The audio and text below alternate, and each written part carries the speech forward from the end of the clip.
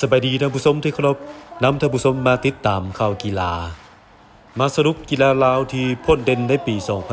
2025 เด่นที่สุดต้องยกให้งานมหกรรมกีฬาแห่งชาติครั้งที่ 12 ที่นครหลวงเวียงจันทน์เป็นเจ้าภาพระหว่างวันที่ 15 หาวันที่ 25 พฤศจิกายน 2025 ซึ่งเป็นครั้งที่ 2 ในรอบ 25 ปี ที่เมืองเอกของประเทศได้รับเกียรติเป็นเจ้าภาพต่อจากปี 2000 โดยมีนักกีฬาเข้าร่วมเกือบ 10,000 คนจาก 17 แขวง นครหลวงและ 3 กระทรวง สิง400 กว่าเหรียญคำใน 33 ประเภทกีฬา ถือว่าเป็นครั้งประวัติศาสตร์ที่บรรจุกีฬาเข้าแข่งขันหลายสุดและสิ่งเหรียญหลายที่สุด ตลอดการแข่งขันดำเนินไปด้วยความฟดฟื้นม่วนซื่นทุกภาคส่วนสุ่มทุกความสามารถสติปัญญาและกำลังแห่งที่มีเพื่อสร้างผลงานให้ดีที่สุดฮู้ได้ฮู้เสียฮู้ให้อภัยมีน้ำใจนักกีฬามีไมตรีจิตมิตรภาพและความสามัคคีตามคำควรสามัคคีมีวินัยโปร่งใสได้การพัฒนาพร้อมกันสร้างกระบวนการเข้ารับต้อนเสริมสรอง3วันประวัติศาสตร์ของชาติของพรรคในปี 2025 นี้คือวันสร้างตั้งพรรคประชาชนปฏิวัติลาวครบรอบ 70 ปี วันชาติลาวครบรอบ 50 ปี และวันเกิดประธานแก่สนพรหมวิหารครบรอบ 105 ปี ผ่านการแข่งขันเจ้าภาพนครหลวงเวียงจันทน์ครองเจ้าเหรียญคำตามคาดหมาย และสามารถญาติเหรียญคำได้เกินเป้าหมาย100เหรียญ โดยได้มาทั้งหมด109เหรียญคำ91เหรียญเงินและ119เหรียญทองรวม319เหรียญ อันดับที่ 2 กระทรวงป้องกันประเทศได้68เหรียญคำ44เหรียญเงิน57เหรียญทองรวม169เหรียญ ที่ 3 แขวงขมวนได้56เหรียญคำ47เหรียญเงิน77เหรียญทอง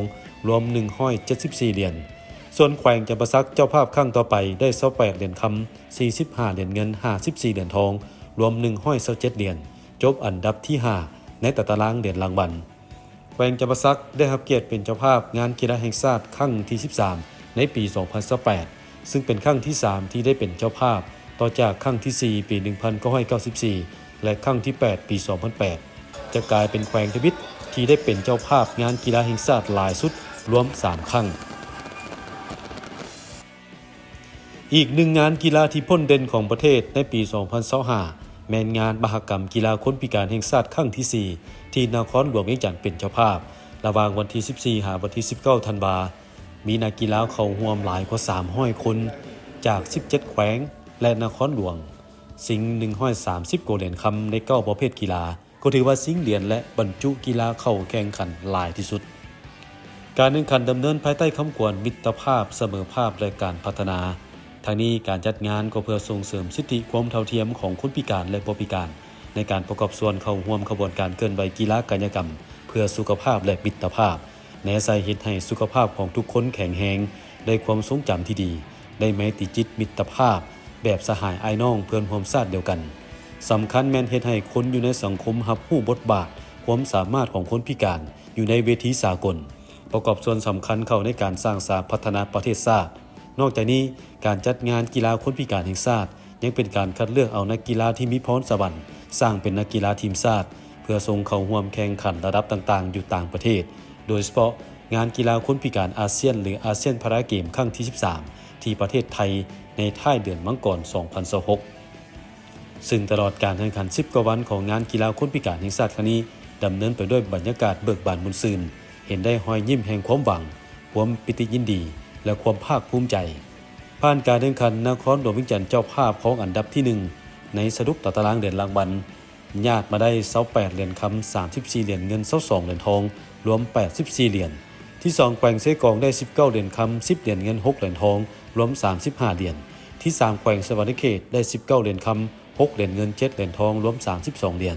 ขณะที่แขวงจำปาสักเจ้าภาพครั้งต่อไปได้3เหรียญคำ6เหรียญเงิน13เหรียญทองรวม22เหรียญได้อันดับที่ 11